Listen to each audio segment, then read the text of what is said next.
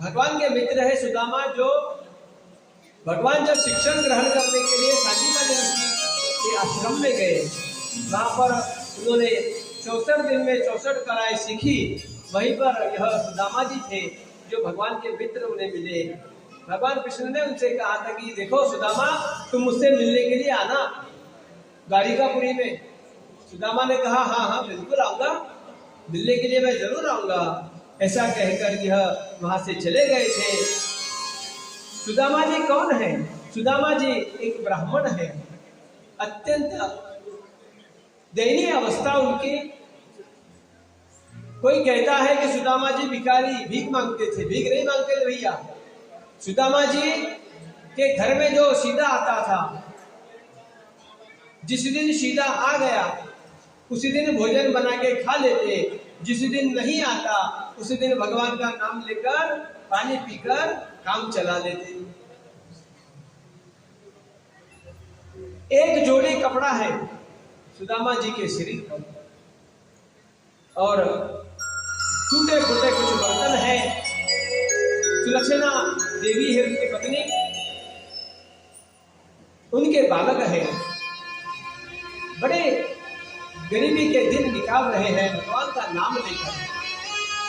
एक दिन सुलक्षणा ने कहा सुदामा जी, मैंने सुना है कि तुम जैसा बताते हो कि कृष्ण तुम्हारे मित्र हैं, तो एक बार जाकर अपने मित्र से क्यों नहीं मिलाते? तुम इतना याद करते हो कृष्ण को, तो एक बार मिलकर आ जाओ। तब सुदामा जी ने कहा कि देखो कैसा है सुलक्षणा, अगर किसी बड़े व्यक्ति को मिलने के लिए जाना हो, किसी राजा को मिलना हो या किसी संत को मिलना हो, तो खाली हाथ नहीं जाया जाता। कुछ न कुछ उनके लिए भेंट ले जानी पड़ती है। तब सुलक्षणा अड़ोस पड़ोस के लोगों के पास जाकर के कहती है कि हमें थोड़ा सा तंदूर उधार दो, जब मेरे पास आ जाएंगे तो मैं तुम्हें वापस दे दूंगी। कई लोगों ने मना कर दिया। एक पड़ोसी ने कहा ठीक है, मेरे पास है तंदूर, मैं देती हूँ। अपनी फटी साड़ी में वो तंदूर लेकर के जैसे जैसे आई है और एक कपड़े का टुकड़ा लेकर उसमें तंदूर बंद करके उसको दिए सुदामा जी। सुदामा जी को दिया और कहा सुदामा जी अब तो आप जा सकते हो ना, ये तंदूर लेकर के जाना अपने मित्र को। और अब सुदामा जी निकले हैं भगवान कृष्ण को मिलने के लिए द्वारिकापुरी जा रहे हैं।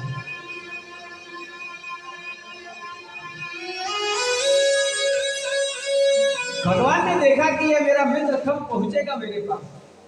रात्रि में जहां पर विश्राम के लिए रुके थे वहां से उसको अंतर ध्यान करके अपने द्वारिकापुरी के बाहर वृक्ष के नीचे सुला दिया। सुबह उठ करके देखे इतना बड़ा महल, सामने इतनी बड़ी नगरी। आकर के द्वारपाल से कहा अरे द्वारपाल सुनो, क्या तुम मेरे कृष्ण को जानते हो? मैं कृष्ण का मित्र हूँ और कृष्ण को मिलने के लिए आया हूँ। मगर उस द्वारपाल ने कहा कि मैं किसी कृष्ण को नहीं जानता। हाँ, हमारे यहाँ द्वारिका नरेश है जगदीश्वर, द्वारिकेश्वर नाम है उनका, उन्हें हम जानते हैं, हम कृष्ण को नहीं जानते। तभी यह बात जो है एक बूढ़ा सैनिक सुन रहा था, वह दौड़ करके आया। आकर के कहता है तुम कौन हो, तुम्हें कृष्ण से मिलना है? सुदामा ने कहा हाँ हाँ। सुदामा ने कहा कि वो मेरा मित्र है कृष्ण, मैं उससे मिलने के लिए आया हूँ। तभी वो बूढ़े सैनिक ने कहा हाँ हाँ, तुम जिस कृष्ण की बात कर रहे हो उसी का नाम अब द्वारिका नरेश हो गया है, जगदीश हो गया है। तुम चिंता मत करो, तुम्हारा संदेश मैं देकर के आता हूँ। और सुदामा को वहां पर रोक दिया, क्यों? तो उनके कपड़े फटे थे। अब वह सैनिक जो है जाकर के भगवान कृष्ण को बताने वाला, कृष्ण को बताने वाला। तभी उस सैनिक को जाकर काफी देर हो गई, तब भी वह नहीं आया। तब सुदामा जी आवाज लगाते हैं आवो कन्हैया आवो मुरारी, तेरे द्वार आया सुदामा पुजारी। आओ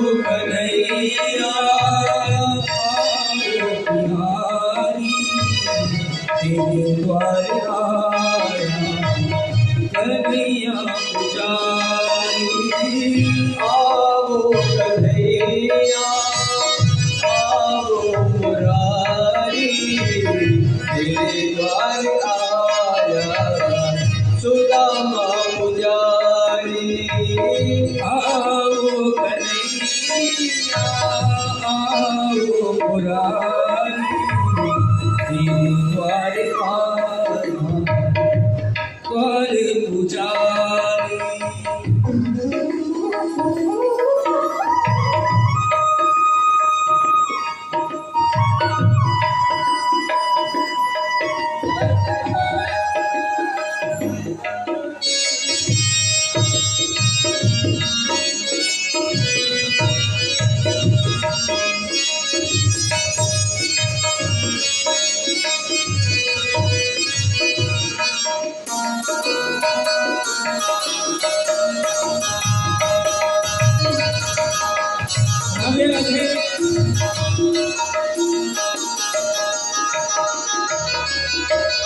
क्या मैं बताऊं, क्या मैं सुनाऊं, क्या मैं बताऊं, क्या मैं सुनाऊं। एक दुख नहीं है जो मन में छुपाऊं, एक दुख नहीं है जो मन में छुपाऊं। घट घट के तुम जानते पुरारी, घट घट की तुम जानते पुरारी। तेरे द्वार आया सुदामा पुजारी। आओ कन्हैया आओ मुरारी तेरे घर पे आया सुदामा पुजारी।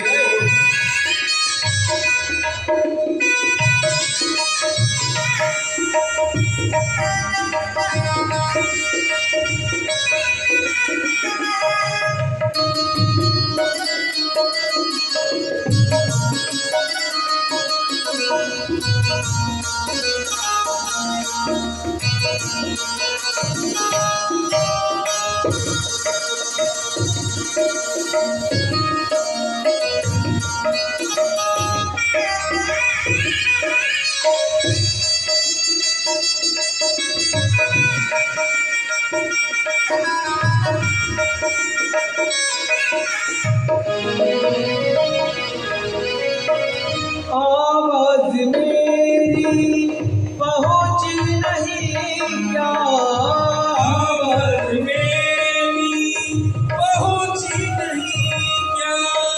द्वारपाल ने तुझको खबर नहीं दी क्या, द्वारपाल ने तुमको खबर नहीं दी क्या। क्या तुम नींद में सोए हो मुरारी, क्या तुम नींद में सोए हो मुरारी। तेरे द्वार आया सुदामा पुजारी। आओ कन्हैया आओ मुरारी तेरे घर पे आया सुदामा पुजारी। तेरे द्वार आया सुदामा पुजारी। तेरे द्वार आया सुदामा पुजारी। सुदामा जी इधर आवाज लगा रहे हैं, वह द्वारपाल जो है भगवान कृष्ण ने भोजन किया तंदुल पान खाने वाले, इतने में वह द्वारपाल आकर के कहता है प्रभु जी प्रणाम करता हूँ, एक संदेश लेकर के आया हूँ आपके पास। कहा कहो जल्दी क्या बात है। तब वह कहता है धोती फटी सी लटी दुपटी और उपाहन के नई श्यामा, धोती फटी सी लटी दुपटी और उपाहन के नहीं श्यामा। द्वार खड़ो द्विज दुर्बल, द्वार खड़ो द्विज दुर्बल, अपनो नाम बतावत है सुदामा, अपनो नाम बतावत है सुदामा। सुदामा क्या कहा? सुदामा आया है? हाँ हाँ, सुदामा आया है। मेरा मित्र सुदामा मुझसे मिलने के लिए आया है। और भगवान ने तुरंत उठ करके वहां से भागने लगे। भागते भागते उनके शरीर पर जो दुपट्टा था पीताम्बर का वो गिर गया। भगवान दौड़ करके आ रहे हैं, इधर क्या हुआ? जब इसने देखा बहुत देर हो गई, भगवान अभी तक आए नहीं। अब के आखिरी बार आवाज लगाते हैं, आवो कन्हैया छूटे अब दम है, आओ कन्हैया छूटे अब दम है, अगर अब ना आओ तो माँ की कसम है, अगर अब ना आओ तो माँ की कसम है। माँ की कसम सुनकर दौड़े है मुरारी, माँ की कसम सुनकर दौड़े है मुरारी, तेरे द्वार आया सुदामा पुजारी। इधर से कन्हैया दौड़ करके आ रहे हैं, सुदामा मेरा मित्र सुदामा आया है। भगवान कृष्ण आए, दौड़ करके देखा दरवाजे पर मेरा मित्र खड़ा है, जाकर के उसकी ओर देखने लगे। सुदामा ने कृष्ण को देखा, कृष्ण ने सुदामा को देखा और एक दूसरे को गले लगाते हैं। अरे कृष्ण मेरे मित्र तू कैसा है रे? भगवान कृष्ण ने पूछा, सुदामा तूने बड़ी देर लगा दी आने में? हाँ, अरे कितना दुबला पतला हो गया है, कुछ खाता नहीं है क्या? अपने मित्र को गले लगाया और अब उनका हाथ पकड़कर अपने महल में लेकर के आए, अपने सिंहासन पर बिठाया, पुराने कपड़े निकाले, नया पीताम्बर दिया, चरणों को पखारने लगे। भगवान उनके पैरों को पराग में रखकर पानी से धोने का प्रयत्न करते हैं और पूछते हैं, कैसे बिहाल बिहाइन सोई, कंटक जाल पड़े पुनि जोई, हाय महादुख पायो सखा तुम, हाय महादुख पायो सखा तुम, आए नैते किते दिन खोए, आए नैते किते दिन खोए। देख सुदामा की दीन दशा, देख सुदामा की दीन दिशा, करुणा निधि करुणा कर रोए, पानी परात को हाथ छुयो नहीं, नैन के जल से पकड़। हाथ में पानी का लोटा है मगर जल से नहीं धोया, अपने अश्रुओं से अपने मित्र के पैर को धो रहे हैं।